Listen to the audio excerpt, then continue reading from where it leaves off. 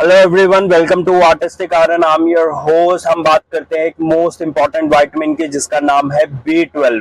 अब जो B12 है वो मेनली आपका एनिमल एंड डेयरी प्रोडक्ट से आता है। B12 की इंपॉर्टेंस क्या है, सबसे पहले ये सुन लीजिए कि जो 60 to 70% नॉन वेजिटेरियन लोग हैं इंडिया में वो B12 की डेफिशिएंसी पे है।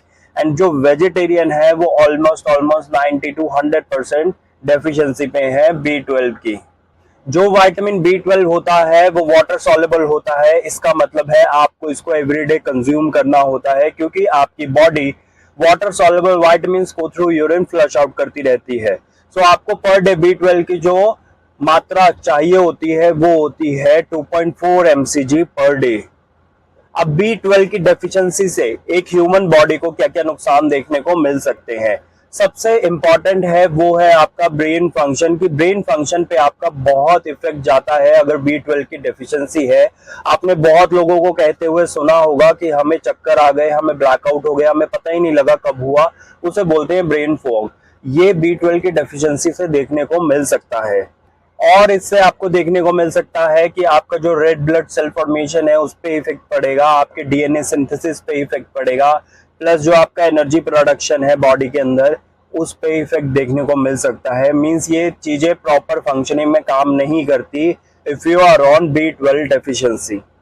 सो B12 विटामिन को पूरा करने के लिए जो बेस्ट फूड है अवेलेबल, बेसिकली ये आपका एनिमल और डेयरी प्रोडक्ट से आता है। सो इसमें आपका चिकन, फिश, एग्स एंड आपका जो मिल्क हो गया, पनीर हो गया, कर्ड हो गया, इसमें आपको B12 मिलता है।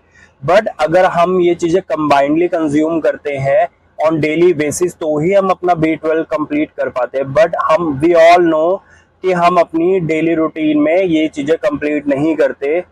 After all we all have to work, okay, कि हमारे डेली स्केड्यूल इतने बिजी रहते हैं कि हम इन चीजों पे फोकस नहीं कर पाते हैं और हम कहीं ना कहीं विटामिन की डेफिशिएंसी पे चले जाते हैं।